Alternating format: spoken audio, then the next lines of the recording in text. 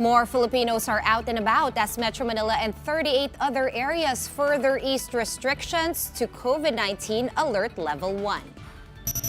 Supporters of presidential bet Leni Robredo turned to the Supreme Court for help to declare the COMELEC's Oplan Baklas as unconstitutional. The group wants a temporary restraining order on the policy and to have confiscated election materials returned. President Duterte calls for a special meeting to discuss the impact of the ongoing conflict between Russia and the Ukraine. Meanwhile, officials are working double time on repatriation efforts.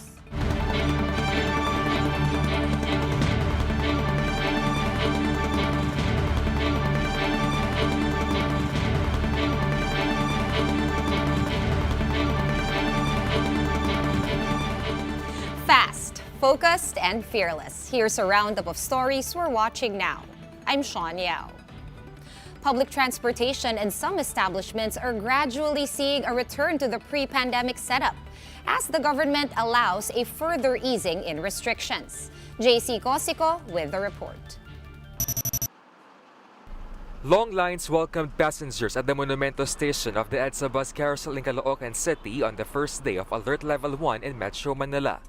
Though the queue was moving along, passenger lines stretched from the footbridge up to the other side of the road.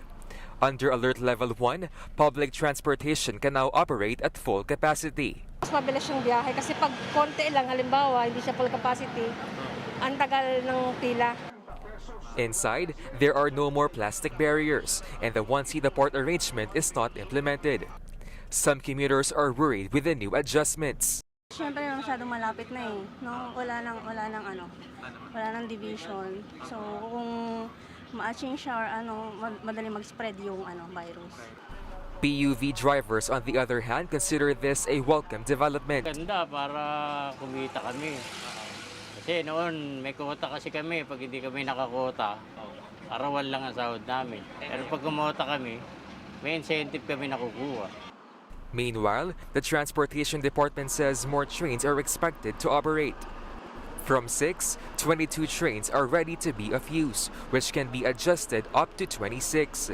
Train speed has also been increased to 60 kilometers per hour, with a reduced headway of 3 to 3.5 minutes. That's why the agency expects commuters to balloon to 600,000. For the aviation sector, passenger cap in NAIA will be gradually increased until it returns to the pre-pandemic level of 45,000. In a calibrated manner, ang pag-increase ng ating capacities so that we can ensure na nakalagay at sinusunod ang lahat ng mga protocols and procedures, and this gradual increase will eventually lead us to pre-pandemic levels. Aside from PUVs, restaurants and other establishments will also be able to accommodate more customers. This resto in Quezon City can now cater to 70 guests at a time, from the previous 50. Physical distancing markers and plastic barriers have been removed in the areas. We finally get the sense of normalcy. It was quite parang scary, pero parang seeing without the barriers na, and then parang may social distancing pa rin. Paunti-unti you feel safe. Restaurant owners hope the situation will continue to improve so they could recover from their losses. It's what we've been waiting for the longest time. Yung mga empleyado natin, we're gonna recall them back. Those who are still unemployed, kung hindi pa sila nakapaghanap ng ibang trabaho. Apart from Metro Manila, 38 areas are also under Alert Level 1. The current alert level will continue until March 15. For News 5, JC Cosico, we are One News. In other news, the armed forces launched airstrikes against the terrorist group Daula Islamia in Maging, Lanao del Sur today. The Western Mindanao Command says they are still verifying the number of casualties. Some families were also reportedly trapped in their homes in Barangay Rungayan as of 11 a.m. today. 6 villages in the town of Maging were affected by the military operation that started before dawn. 2 Daula Islamia members and a soldier were killed in succeeding ground operations, according to updates from the Zamboanga City LGU.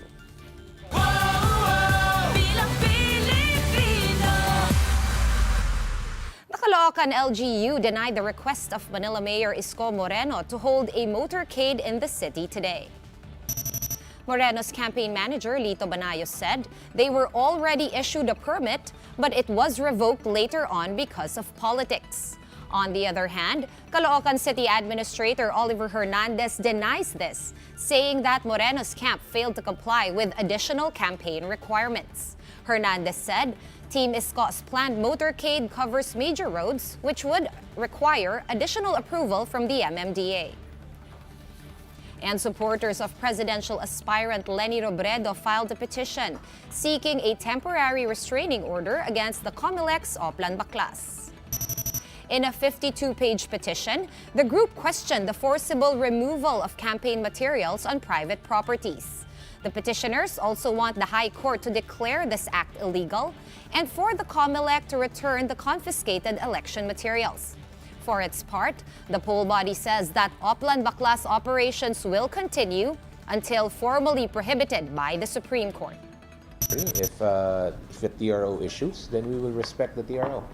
But until we are restrained officially by the court, these operations will continue. And Filipinos from other parts of Europe are now extending help to fellow Pinoys who have been affected by the Russian incursion of the Ukraine. Marian Enriquez with their stories.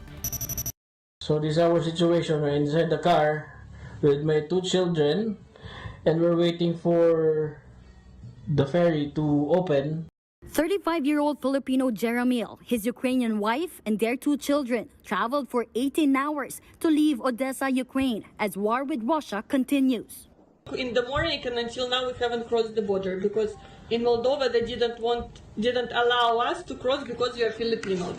After not being allowed to enter Moldova, they went to the Suceava border in Romania. So along the way, talagang maririnig mo yung mga pagbagsak ng bomba, paglipad ng rocket. Yung mga bata parang hindi sila papakali. Iyak na iyak sa loob ng sasakyan. Even though it was painful for them to leave behind their home and other belongings in Odessa, they had no choice but to flee. They only brought some food and clothes with them. Yung building namin, ang laki ng crack sa wall. So may konting separate na nung kabilang wall tapos yung sa may building. So talagang ang laki ng damage na nangyayari ngayon doon.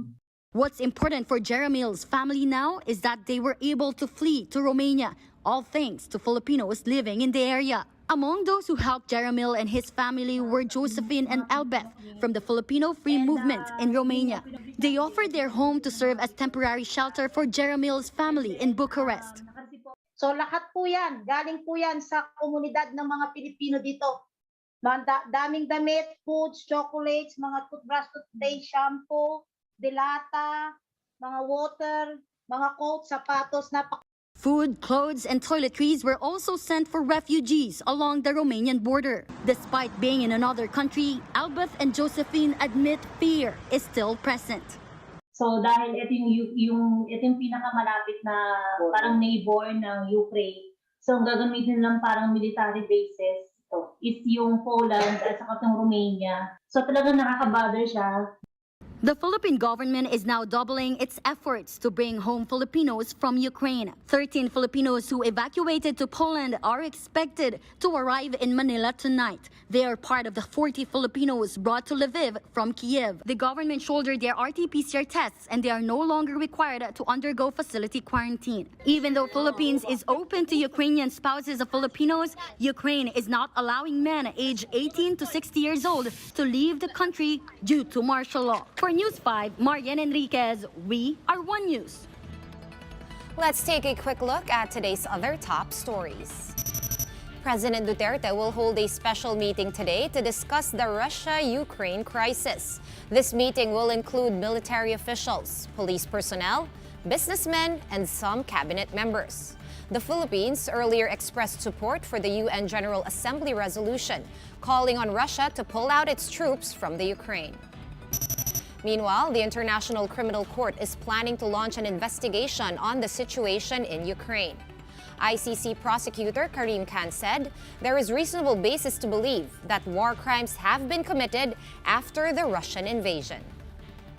And delegates from Russia and the Ukraine have agreed to continue negotiations in the coming days. The first round of talks between the two countries took place at the two countries' border near Belarus. For more updates, visit News 5, The Philippine Star, and Business World online. Visit our website, onenews.ph, for more in-depth analysis. You can also catch One News on the Signal Play app. Register for a free account at www.signalplay.com and stream One News live anytime, anywhere. Masks on, wash hands, and stay safe, Philippines. I am Sean Yao. We are One News.